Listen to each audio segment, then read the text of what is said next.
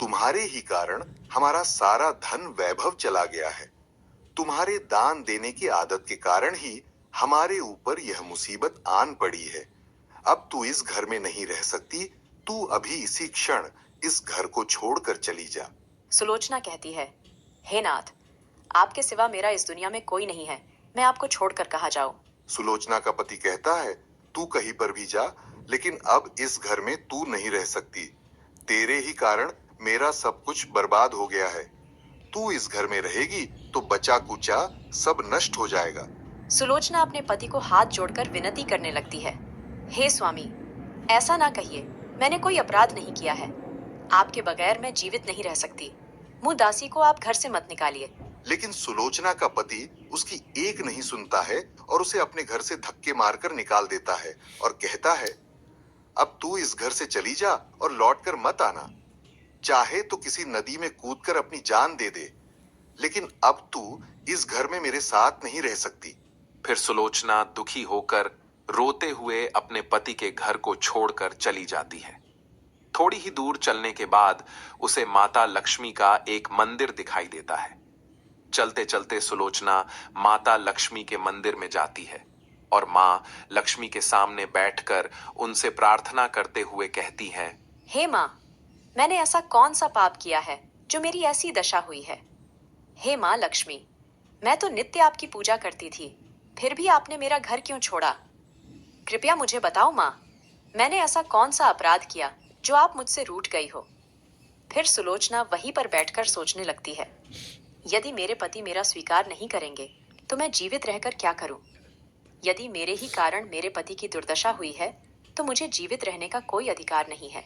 इतना सोचकर सुलोचना अपने प्राण देने के लिए नदी की तरफ जाने लगती है। नदी के पास जाकर सुलोचना माता लक्ष्मी से प्रार्थना करती है, हे माँ लक्ष्मी, अब मैं अपने प्राण देने जा रही हूँ। यदि मेरे द्वारा तुम्हारी पूजा में कोई कमी रह गई हो तो मुझे माफ करो। मैं अपने पति के बगैर जीवित नहीं रह सकती, इसीलिए अब मैं इस नदी में कूदकर अपने प्राण दे दूंगी। इतना कहकर सुलोचना नदी में कूदने ही वाली होती है कि साक्षात माँ लक्ष्मी उस स्थान पर प्रकट हो जाती है। माता लक्ष्मी का वह स्वरूप अत्यंत दिव्य और तेजस्वी था। उनके प्रकट होते हैं वातावरण में शुद्धता और पवित्रता व्याप्त हो गई। माँ लक्ष्मी सुलोचना से कहती है, रुक जाओ सुलोचना, रुक जाओ पुत्री, तुम यह क्या कर रही हो? सुलोचना आंखें खोलकर देखती है कि साक्षात माँ लक्ष्मी उसके सामने खड़ी है। माँ लक्ष्मी के दर्शन करके सुलोचना बहुत प्रसन्न हो जाती है और माँ को बारंबार नमस्कार करते हुए कहती है, हे माँ लक्ष्मी, मुझे क्षमा करो। मैं बहुत बड़ा पाप करने जा रही थी। देवी लक्ष्मी कहती है, हे सुलोचना, मनुष्य को स्वयं अपने प्राण नहीं लेने चाहिए। यह महापाप है। ईश्वर ने जो शरीर प्रदान किया है उसे ऐसे नष्ट नहीं करना चाहिए। सुलोचना कहती है, हे माँ, मैं विवश हूँ। मेरे पति ने मेरा त्याग किया है और स्त्री को अपने पति को छोड़कर नहीं रहना चाहिए। मैं अपने पति को छोड़कर जीवित नहीं रह सकती, इसी कारण से अपने प्राण देने जा रही हूँ। देवी लक्ष्मी कहती है, हे सुलोचना, मैं सब कुछ जानती हूँ और यह भी जानती हूँ कि तुम्हारे पति ने तुम्हारा त्याग क्यों किया है। यह सब तुम्हारी ही भूल के कारण हुआ है। तुमने अनजाने में कुछ ऐसा चीजों का दान किया था जिस कारण से मुझे तुम्हारा घर छोड़कर जाना पड़ा। जो भी स्त्री अपने घर की इन चीजों को दूसरों को दे देती है, उनके घर में मेरा वास नहीं होता है। मैं उन वस्तुओं के साथ ही उनका घर छोड़कर चली जाती हूँ। तब सुलोचना कहती है, हे माँ, ऐसी वह कौन सी वस्तुएं हैं? कृपया आप मुझे बताइए, मैंने कौन सी वस्तुओं का दान किया जिस कारण से आपने मेरे घर का त्याग किया है? देवी लक्ष्मी कहती है, हे पुत्री, अब तुम ध्यान से सुनो। मैं तुम्हें उन चीजों के बारे में बताती हूँ जो किसी भी स्त्री को दूसरों को नहीं देनी चाहिए। इन चीजों का दान करने पर मैं उस घर को छोड़कर चली जाती हूँ। हे सुलोचना, सबसे पहली वस्तु है चकला बेलन और तवा। किसी भी स्त्री को अपने घर का चकला बेलन और तवा कभी दूसरों को नहीं देना चाहिए। रसोई घर में इन वस्तुओं का महत्व सबसे अधिक होता है। इन वस्तुओं की पवित्रता सदैव ही बनी रहनी चाहिए। इन्हीं वस्तुओं से भगवान विष्णु को प्रसाद बनाया जाता है और तवे पर बनी पहली रोटी भी गाय को खिलाई जाती है। इसीलिए इन वस्तुओं को हमेशा स्वच्छ और शुद्ध रखना चाहिए। दूसरों को देने पर ये अपवित्र हो सकती है और फिर इनका उपयोग करना अशुभ फल प्रदान करता है। इसीलिए सुलोचना, तुमने अपने रसोई घर के चकला बेलन और तवा अपनी पड़ोसन को देकर पहली सबसे बड़ी भूल की है। आगे माँ लक्ष्मी कहती है, हे सुलोचना, अब तुम दूसरी वस्तु के विषय में सुनो। तुमने अपनी पड़ोसन को अपने घर में रखी हुई झाड़ू ही दे दी, जिस वस्तु में मेरा सदैव वास होता है। जो वस्तु मुझे सबसे अधिक प्रिय है, तुमने उसे ही दूसरे को दे दिया, तो फिर मैं तुम्हारे घर में कैसे ठहरती? हे सुलोचना, जो स्त्री अपने घर की झाड़ू दूसरों को दे देती है, मैं उसके घर को त्याग देती हूँ। झाड़ू से घर की स्वच्छता की जाती है, और जहाँ पर स्वच्छता होती है, उसी स्थान पर मेरा वास होता है। ध्यान में रखना सुलोचना, घर में झाड़ू को हमेशा छिपाकर रखना चाहिए। झाड़ू पर बाहरी व्यक्ति की दृष्टि भी नहीं पड़नी चाहिए। झाड़ू एक अत्यंत पवित्र वस्तु है। इसे पैर नहीं लगाना चाहिए और इससे कभी विष्ठा आदि प्रकार की गंदगी साफ नहीं करनी चाहिए। माँ लक्ष्मी कहती है, हे सुलोचना, अब तुम तीसरी वस्तु के विषय में सुनो, जो एक स्त्री को कभी दूसरों को नहीं देनी चाहिए। वह वस्तु है आभूषण। एक स्त्री को अपने आभूषण कभी अन्य महिला को नहीं देने चाहिए।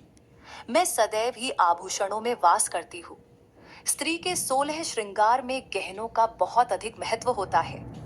एक विवाहित स्त्री को अपने आभूषण कभी अन्य स्त्री को पहनने के लिए नहीं देने चाहिए। जो स्त्री अपने आभूषण अन्य स्त्रियों को देती है, उसके जीवन में दुर्भाग्य आता है। हे सुलोचना, अब मैं तुम्हें चौथी वस्तु के विषय में बताती हूँ। किसी भी मनुष्य को शाम हो जाने के बाद कभी सफेद रंग की वस्तुओं का दान नहीं करना चाहिए, किंतु तुमने शाम के समय दूध का दान किया था। शाम को दूध का दान करने से जीवन में दुर्भाग्य आता है। शाम को सफेद रंग की चीजें दान करने से मनुष्य के जीवन में अशुभ काल आता है। माँ लक्ष्मी कहती है, हे सुलोचना, अब मैंने तुम्हें उन सभी वस्तुओं के बारे में बता दिया है जिनका कभी दान नहीं करना चाहिए। ये वस्तुएं कभी दूसरों को उधार में अथवा उपयोग के लिए नहीं देनी चाहिए। सुलोचना कहती है, हे माँ लक्ष्मी, मुझसे बड़ी भूल हो गई। मैं इन बातों से अनजान थी। कृपया मुझे क्षमा करो और अब मुझे प्रायश्चित करने का उपाय बताओ। देवी लक्ष्मी कहती है, हे सुलोचना, तुमने प्रायश्चित पहले ही कर लिया है, इसीलिए अब तुम अपने घर पर लौट जाओ। मैं तुम्हें तुम्हारा संपूर्ण वैभव और धन संपत्ति लौटा देती हूँ। इतना कहकर माँ लक्ष्मी उस स्थान से अंतर ध्यान हो जाती है। फिर सुलोचना भी मां लक्ष्मी को धन्यवाद करती है और उस स्थान से घर की तरफ जाने लगती है। तभी उसका पति ढूंढते हुए उसी की तरफ आ रहा होता है। वह सुलोचना के पास आकर उससे क्षमा मांगता है और कहता है, हे सुलोचना, मुझे माफ करो, मैंने तुम्हें बहुत भला बुरा कहा था। तुम तो साक्षात देवी के समान हो। माँ लक्ष्मी की कृपा से हमें अपना सारा धन वैभव वापिस मिल गया है। जिन लोगों ने हमारा धन लूटा था, उन सभी ने हमारा धन हमें लौटा दिया और तुम्हारा नाम लेते हुए क्षमा मांग ली है। यह सुनकर सुलोचना बहुत प्रसन्न होती है और अपने पति के साथ घर पर लौट जाती है। मां लक्ष्मी की कृपा से सुलोचना के घर में फिर से सुख समृद्धि आती है और उसके बाद से सुलोचना ने अपने घर की ये 4 चीजें कभी दूसरों को नहीं दी। तो दोस्तों, उम्मीद है आपको यह कथा पसंद आई होगी। वीडियो को लाइक जरूर करें और कमेंट में जय मां लक्ष्मी जरूर लिखें। साथ ही चैनल को सब्सक्राइब करें।